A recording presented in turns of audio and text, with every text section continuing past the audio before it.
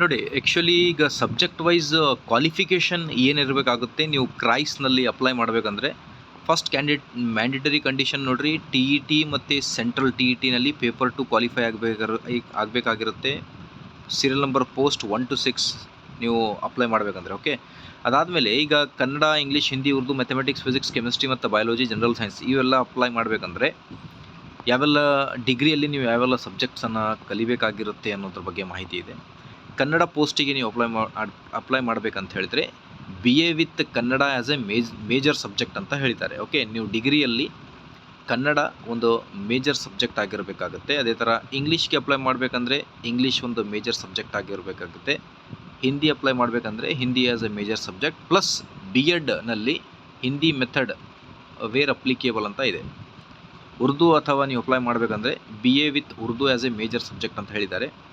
ಅದಾದಮೇಲೆ ಈಗ ಸೈನ್ಸ್ ಕೋರ್ಸಸ್ಗಳಿಗೆ ಮೆಥಮೆಟಿಕ್ಸ್ ಏನಿದೆ, ಮೆಥಮೆಟಿಕ್ಸ್ಗೆ B S C with mathematics as a major subject plus B Ed mathematics method ಇರಬೇಕಾಗುತ್ತೆ. ಓಕೆ, 3 years ನೀವು ಬಿ ಎಸ್ ಸಿಯಲ್ಲಿ ಮ್ಯಾಥ್ಸ್ ಓದಬೇಕಾಗಿರುತ್ತೆ. ಅದರ ಜೊತೆಗೆ ಬಿ ಎಡ್ನಲ್ಲಿ ನಿಮ್ಮ ಮೆಥಡ್ ಪೇಪರ್ ಮೆಥಡ್ ಏನಿರುತ್ತೆ ಅದು ಮೆಥಮೆಟಿಕ್ಸ್ ಆಗಿರಬೇಕಾಗುತ್ತೆ.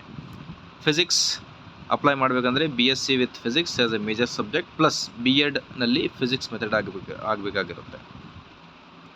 ಕೆಮಿಸ್ಟ್ರಿ ಪೋಸ್ಟಿಗೆ ಅಪ್ಲೈ ಮಾಡಬೇಕಂದ್ರೆ ಬಿ ಎಸ್ ಸಿಯಲ್ಲಿ 3 years ಕೆಮಿಸ್ಟ್ರಿ ಓದಿರಬೇಕು ನೀವು. ಅದರ ಜೊತೆಗೆ ಬಿ ಎಡ್ನಲ್ಲಿ ಕೆಮಿಸ್ಟ್ರಿ ಮೆಥಡಾಲಜಿ ತೊಗೋಬೇಕಾಗಿರುತ್ತೆ.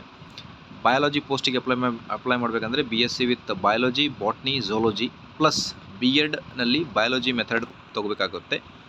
ಜನರಲ್ ಸೈನ್ಸಿಗೆ ಅಪ್ಲೈ ಮಾಡಬೇಕಂದ್ರೆ B S C in relevant science subject plus B Ed science method ಅಂತ ಹೇಳಿದ್ದಾರೆ.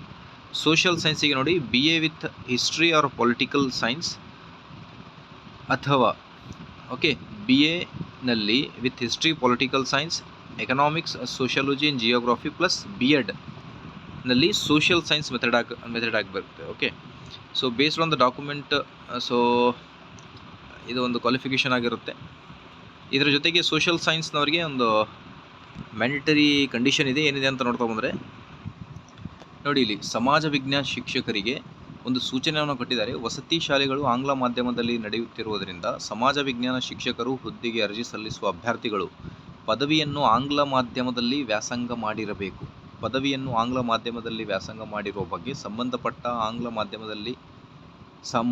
ವಿಶ್ವವಿದ್ಯಾಲಯದ ರಿಜಿಸ್ಟ್ರಾರ್ ಅವರವರಿಂದ ಸಂಬಂಧಿಸಿದ ಕಾಲೇಜಿನ ಪ್ರಾಂಶುಪಾಲರಿಂದ ದೃಢೀಕೃತ ಪ್ರತಿಯನ್ನು ಪಡೆದಿಟ್ಟುಕೊಂಡು ಮೂಲ ದಾಖಲಾತಿ ಪರಿಶೀಲನೆ ಸಮಯದಲ್ಲಿ ಹಾಜರುಪಡಿಸತಕ್ಕದ್ದು ಅಂತ ಹೇಳಿದ್ದಾರೆ. ನೋಡಿ, ಸೋಷಿಯಲ್ ಸೈನ್ಸ್ ಪೋಸ್ಟಿಗೆ ನೀವು ಇಂಗ್ಲೀಷ್ನಲ್ಲಿ ಕಲಿತಿರಬೇಕಾಗುತ್ತೆ ಅನ್ನೋದ್ರ ಬಗ್ಗೆ ಮಾಹಿತಿ ನೀಡಿದ್ದಾರೆ. ಇದೇ ಥರ ಮಾಹಿತಿಗೋಸ್ಕರ like, share and subscribe. Thank you.